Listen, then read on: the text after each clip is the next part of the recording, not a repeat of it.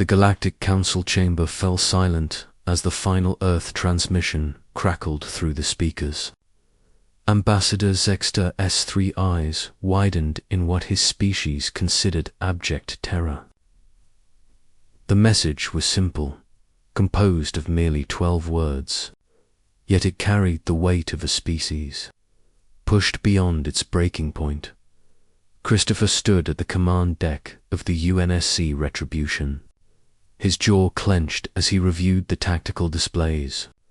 47 colony worlds, 47 human settlements reduced to ash by the Krethian Dominion's cleansing campaign. His hands trembled not from fear, but from barely contained rage that had been building for 3 years of failed diplomacy. "Sir, all strike groups are in position," reported Abigail, his tactical officer, her voice steady despite the magnitude of what they were about to unleash.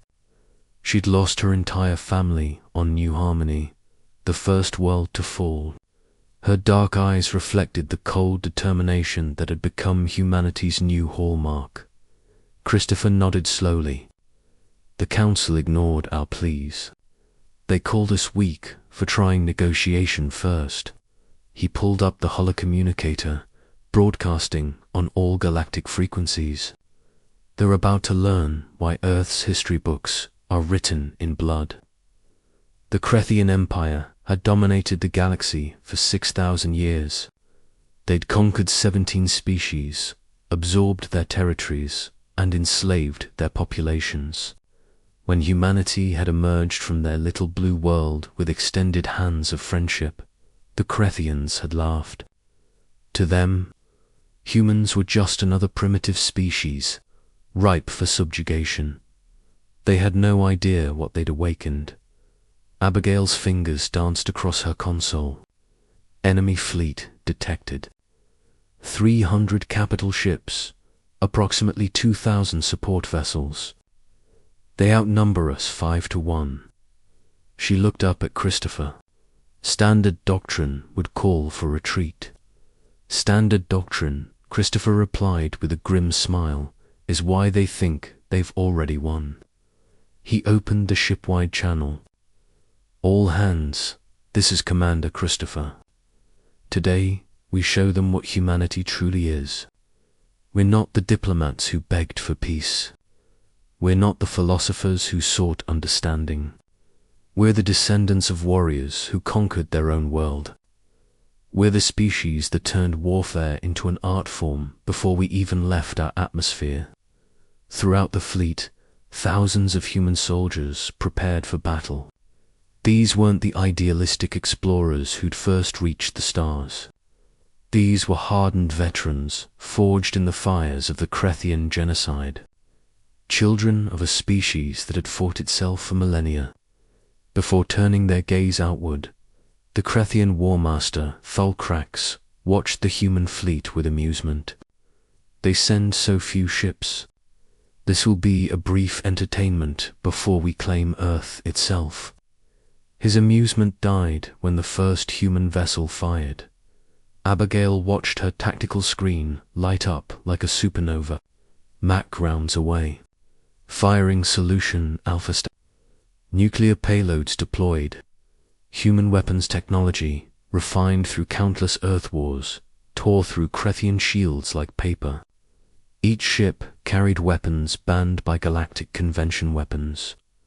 Humanity had never signed away.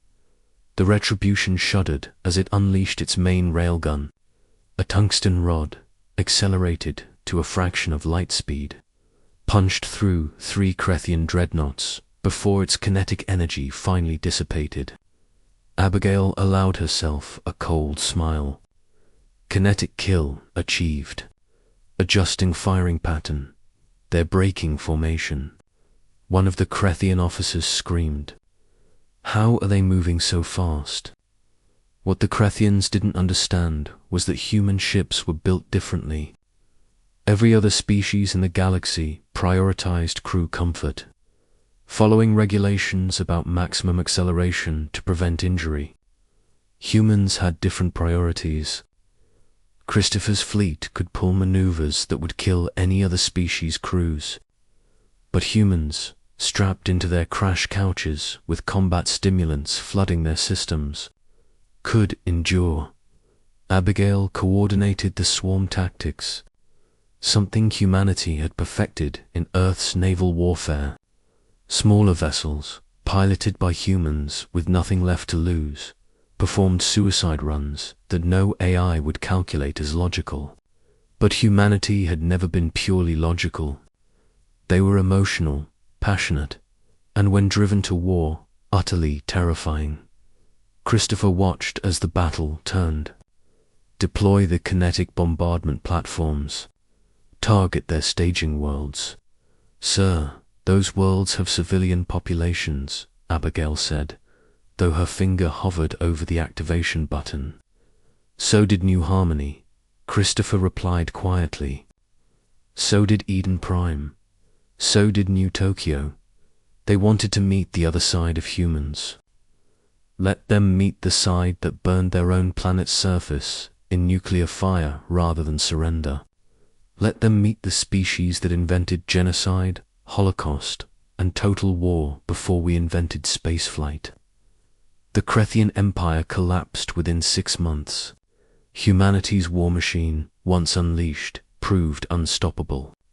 The Galactic Council, horrified, attempted to intervene, but Christopher broadcast Earth's history for all to see. The Crusades, the World Wars, the Mongol conquests, the Nuclear Age. Species after species watched in horror as they realized what the peaceful humans had been hiding. Abigail stood beside Christopher on the bridge as they received the Krethian Empire's unconditional surrender. "Do you think we went too far?" she asked. Christopher looked at the tactical display, now showing freed human colonies being rebuilt. "We tried peace first, Abigail.